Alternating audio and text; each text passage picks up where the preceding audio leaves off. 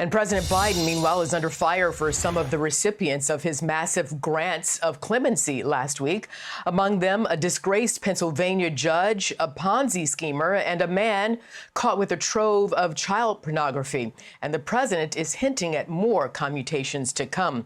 Right now, we're going to bring in Congressman James Comer, and we want to talk more about this now. Congressman, thank you for joining us. So, first of all, what issue do you have with President Biden's his pardons, and what's unusual about them?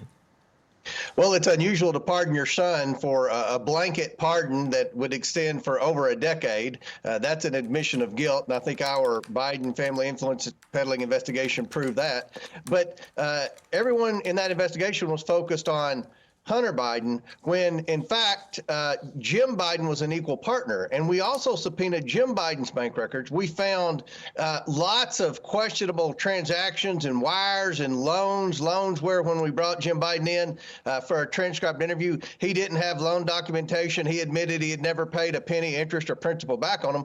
And we asked then if these transactions were in exchange for future pardons, because everyone that was wiring Jim Biden money was in some type of trouble. And that's the thing about the Biden family. The people that sent the Bidens money were all in trouble with the law, either in the United States or around the world, and they were needing a dirty favor. And it just looks like this is corrupt as heck, what Joe Biden's doing with these pardons. So Vermont Senator Bernie Sanders and Delaware Senator Chris Coons weighed in. Let's listen. When you have his opponents going after his family, as a father, as a parent, I think we can all understand Biden trying to protect his son and his family. On the other hand, I think the precedent being set is kind of a dangerous one. It was a very wide open pardon, which could, under different circumstances, lead to problems in terms of future presidents. I think the president's got to weigh a lot of different factors. How seriously he believes Kash Patel, the nominee to be FBI director, and the other nominees to lead the Trump administration's law enforcement agencies, how seriously they are determined to go after their enemies list, and whether or not some of those who are on that list and who are reasonably foreseeably going to be investigated want a pardon. So do you worry these pardons might skew the precedent for presidential pardons? And what are your thoughts on the FBI going after an enemies list? Well, I think the media has got it wrong about the FBI. First of all, this isn't retribution. This is accountability. The FBI has been wrong about so many things with respect to Republicans, with respect to conservatives. It goes back to censoring conservatives and the FBI trying to manufacture the fake Steele dossier, which said falsely that Trump was colluding with Russia. The FBI has lost all credibility. And these Understood, agents, sir. What do you think? What are your thoughts about the FBI going after an enemies list currently? Well, I think the FBI is wrong. I think the FBI has abused its power. I think Kash Patel's the right guy. And I don't believe that Joe Biden rather, is finished pardoning. I think he's going to continue to do things to try to cover up the deep state abuses led by the FBI. And I think the American people need to pay very close attention to every single person that Joe Biden's pardoning and follow the money. Because, again, the money that this family's taken in from bad people around the world, and of course, Joe Biden's going to pardon people that probably need a pardon, that were, put in prison for excessive drug-related charges. But at the end of the day, he's sprinkling in bad people that have no business getting a pardon. He has abused the pardon process, and I hope Congress will reform the pardon process because of Joe Biden's abuses. All right. Well, of course, we don't have anybody from the Biden administration here, so we'll let your comments stand. But I want to move on here. Of course, you are a member of the House Oversight and Accountability Committee, the chair, in fact. You're also a member of the AOC fan club, and I understand. And besides believing that you will have a good working relationship, what leadership qualities would make Alexandria Ocasio-Cortez an effective oversight ranking member? Yeah, well, I think that if you look at the current leadership with the Oversight Committee on the Democrat side, they've had Jamie Raskin leading them.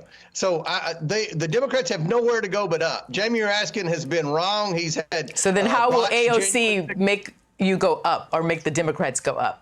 Yeah, well, she's better spoken. Look, I think that, the Democrats are turning on AOC. My endorsement of AOC is probably hurting her, which I think is amusing. They're wanting to go back to another boring old guy like Jerry Connolly. But look, AOC is, I think she represents a big segment of the Democrat Party that believes in socialism, that believes in the Green New Deal, that believes in wokeism. So if the Democrats want a real Democrat to lead the oversight committee on their side, I think AOC is perfect for them. What about her leadership qualities? Well, look, lucky for her, she's in the minority, so she doesn't really have to display a lot of leadership qualities. All they're going to do is try to complain and obstruct and do things like that. But I think AOC is the best they got. If that tells you anything about the Democrats on the oversight committee, but if I think AOC is the best they got. If you're going to be part of the AOC fan club, you got to give her more than she's just. You got to give us more, applause for her leadership qualities. You didn't list any, but that's okay. We're gonna move on. You didn't give me anything. I'm sure she's listening. Do you have anything positive to say about the way she might lead? Yeah, she's a lot nicer than Jamie Raskin, and she's pleasant to be around. So, again, they have nowhere to go but up after Jamie Raskin. Okay, that's not a ringing endorsement. I'm just saying, but we're going to move on. It's the best I can do. All right, fair enough. All right, we'll leave it there. But let me ask you this. What can the American people expect from oversight in the 119th Congress, the next Congress? Any particular items or issues on your radar? And do you have any qualms about overseeing the second Trump administration? No. And look, I'm real excited about the second Trump administration. We're already in constant communication with Doge, with Ramaswamy and Musk, and we believe that a lot of what they want to do to reform government falls in the legislative jurisdiction of the House Oversight Committee. We have jurisdiction over the federal workforce. We have jurisdiction over a lot of the information technology systems in the government that are allowing for improper payments and things like that need to be reformed. So I think the House Oversight Committee is going to be busier than ever working with the new Trump administration, specifically with Doge, to try to eliminate waste, fraud, abuse, and mismanagement in the federal government. Okay, we'll be watching, and we'll have you back on, Congressman James Comer. Thank you very much. And by the way, if anyone asks you something about me, I need more than I'm just nice. So consider that.